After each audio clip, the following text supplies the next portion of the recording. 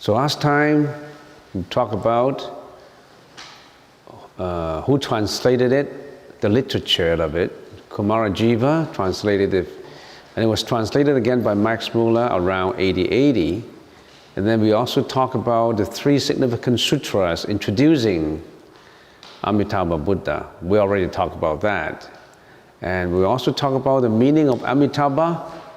What is Amita, what is Ba? And Amitabha is also known as Amitayus. We explained that already. So the last 4 questions asked by the Buddha immediately before his nirvana. Ananda asked these 4 questions. We already have talked about it in detail. And the reason why we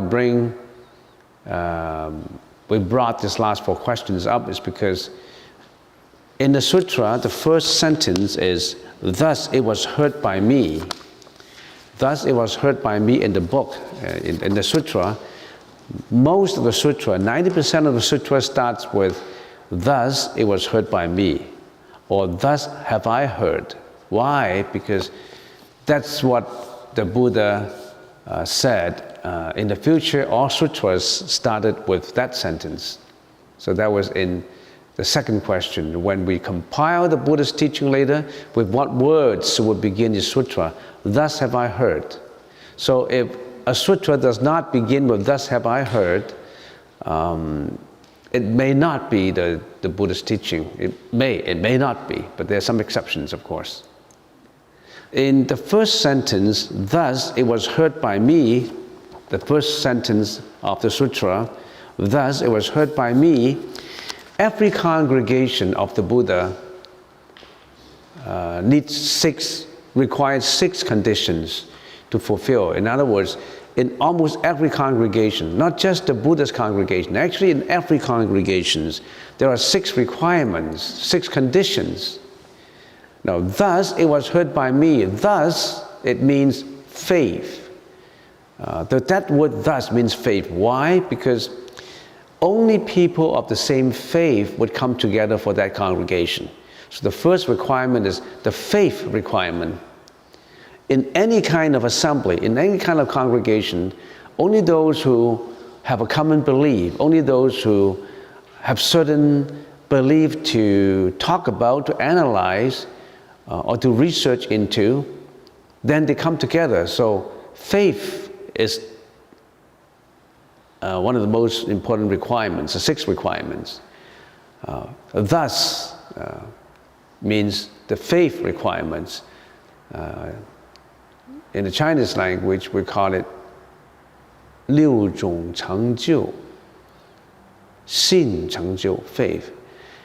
The second one, "It was heard by me." Thus, it was heard by me. It was heard by me. There must be hearers, people who listened, the audience. It was heard by me, that means there's certain amount of audience, certain number of audience, so there's audience condition. In the Chinese language is 闻成就. It was heard by me, audience.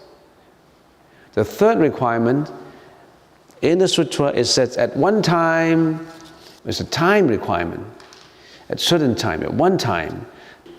Now all these up to 1,250 bhikshus, the first sentence, "Thus it was heard by me," up to 1,250 bhikshus already contain the 6 conditions. That means for the congregation to be successfully held, you require these 6 conditions.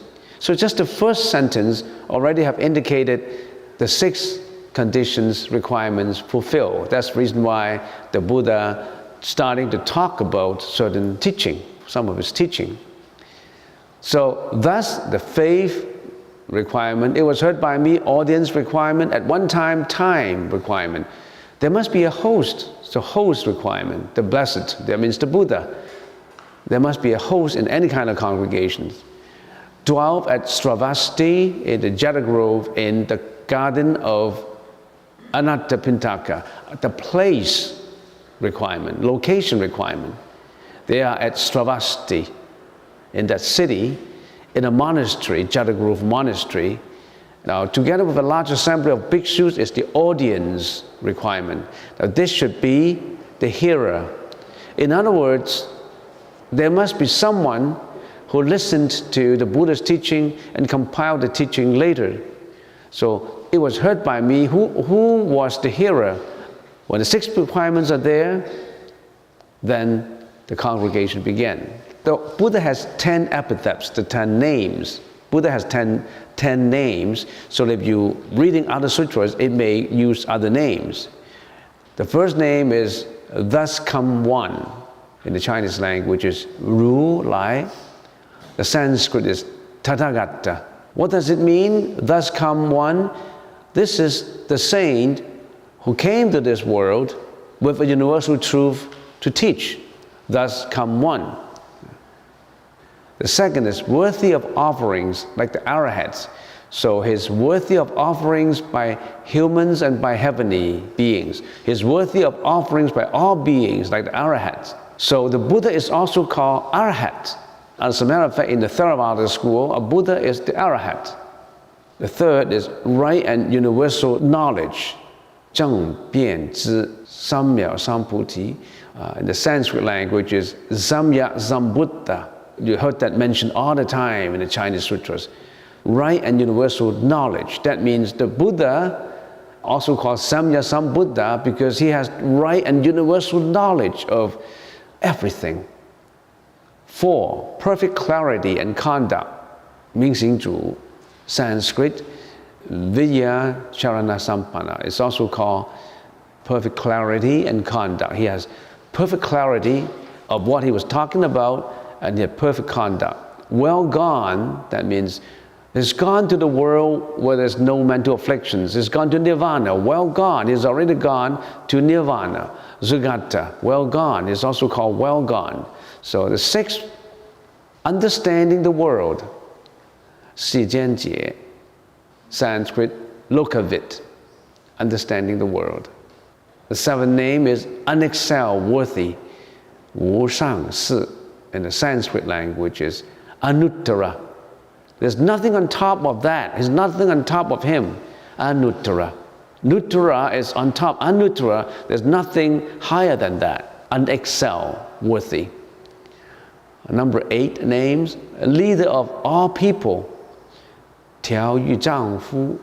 In the Sanskrit language is Purusa Dhamya Sarati. Number 9, teacher of gods and humans. 天人师.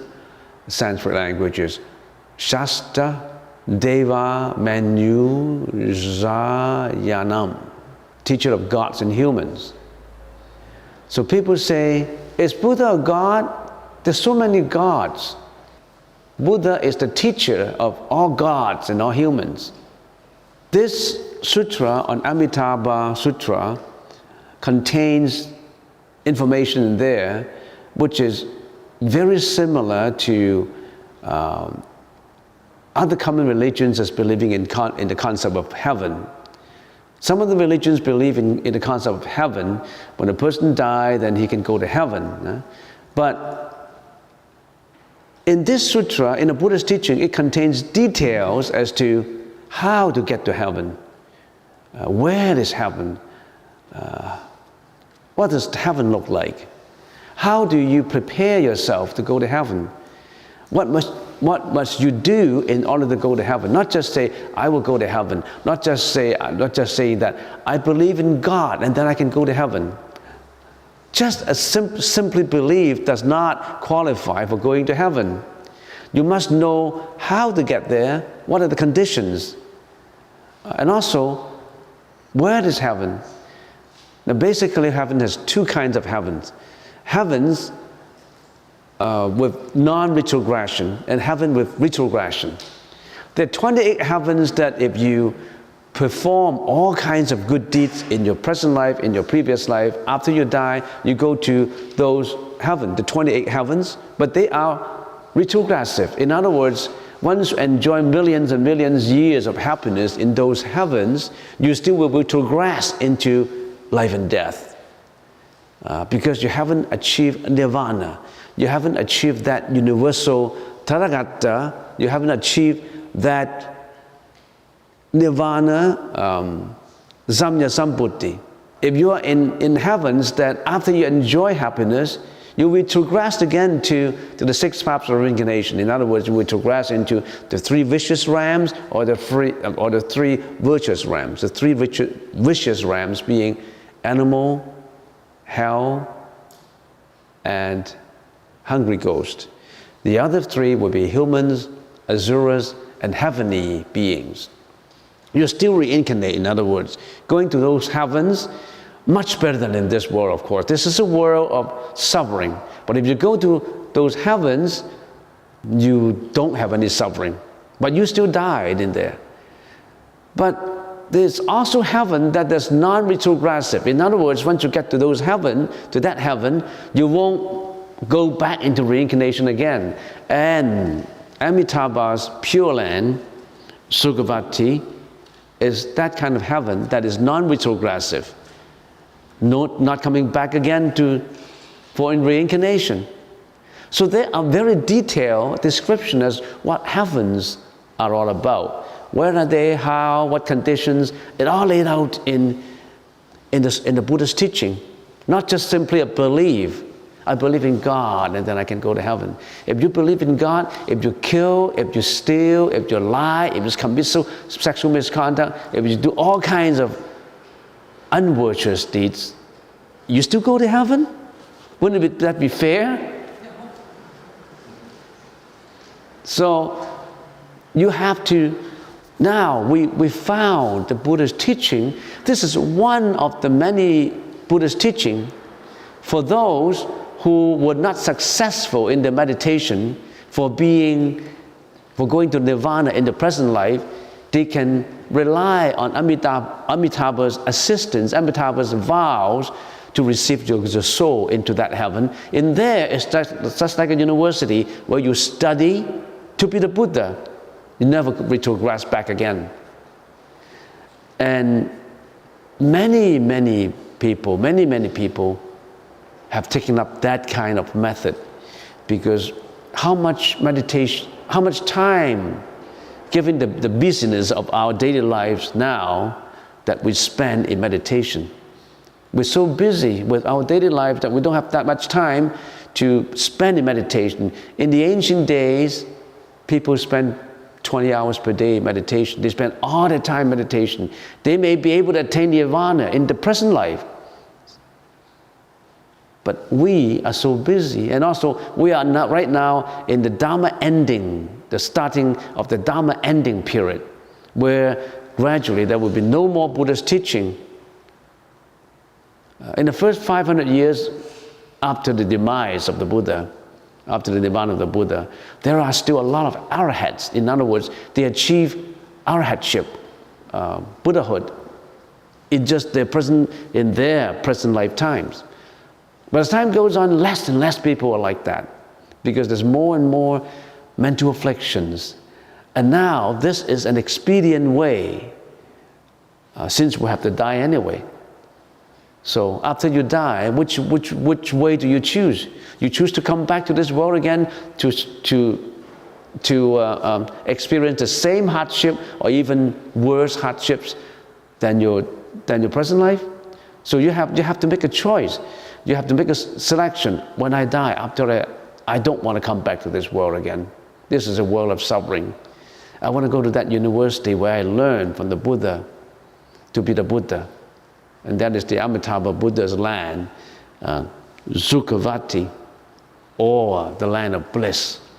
So these are the different names. I'm just explaining. This is a sidetrack. Teachers of gods, and when we mention gods and humans, I just mentioned that. That's a very high, a profound, a subtle concept of heaven that the Buddha expounded to us. And we have to go there. Because in this world, you're learning from temporal monks like us. But in there, you're learning from Amitabha, he's your professor. You're learning from Avalokitesvara Bodhisattva, he is your professor. You're learning from Mahasprapta, he's your professor. And many arahats in there, in that land that you're going to learn from the Buddha's teaching. How does that land, what does that land look like? All right? The 10th one with the Buddha, the awakened one, the well-honored one, is also called Buddha, is also called Bhagavat. If you encounter the word Bhagavat, which is in here, the blessed Bhagavat, that is Buddha, same name. So there are 10 names, then you should know all about this. I'm going through this sutra in detail. So after you learn this sutra, you must have picked up a lot after you learn all this, because there's so much in the Buddha's teaching. If you live up to 100 years, I don't know, maybe you can only read about 50% or 20% of the Buddha's teaching. There's so much in there. So much translation, more and more of the English translation too. The Chinese translation, if you live up to 100 years, you don't even have time to read all the literature once. But there are more and more English translations now, done by many scholars. So here it says that Buddha was at one time at Sravasti. Where is Sravasti? In the Chinese language, the capital of the kingdom of Kosala, where the residents of, who was the king of Kosala at that time, at the time of the Buddha? King Prasenajit, Bosili Huang, which with the kingdom of Magadha cover most of the country in Sakyamuni's time. In other words, Kosala and Magadha are the two large countries, territories. The Buddha spent a lot of rainy seasons in there, the Vasa, the rainy seasons. The Buddha spent about at least 50% of the rainy seasons out of the 49 rainy seasons, almost about 50% of rainy season in Sravasti, some in other parts like Magadha. And it says also the location in Sravasti in a Jeta Grove, in a monastery by the name Jeta Grove. Jeta Grove. Now, in the garden of Anatta Pintaka. Now, what is Anatta Pintaka? That's a Sanskrit. It means feeder of the helpless. In other words, this man, he liked to do a lot of charity work. It is also called the feeder. He always feed the helpless people who didn't have food to eat. Feeder of the helpless. He was a rich merchant in Sravasti. He paid for the construction of a monastery for the Buddha's Sangha in a park owned by Prince Jeta. The Jeta monastery was one of the most famous of the Buddhist monasteries in India, located just outside the city of Sravasti. The land was owned by Prince Jeta, who donated it to the Buddha, and Anatta Pintaka paid for the construction of all the buildings. It's still there. One day if you visit India, you can go to that garden, Anatta Pintaka garden, in the Jetavana Grove. It's still there. In Sravasti, in the ancient city of Sravasti. So that's the location. As we just mentioned earlier, there must be 6 conditions. There must be a host, which is the Buddha who talked about in a congregation. There must be a hearer, Ananda, listened to the Buddha's teaching and recorded all these later. And also, at one time, there's a time condition.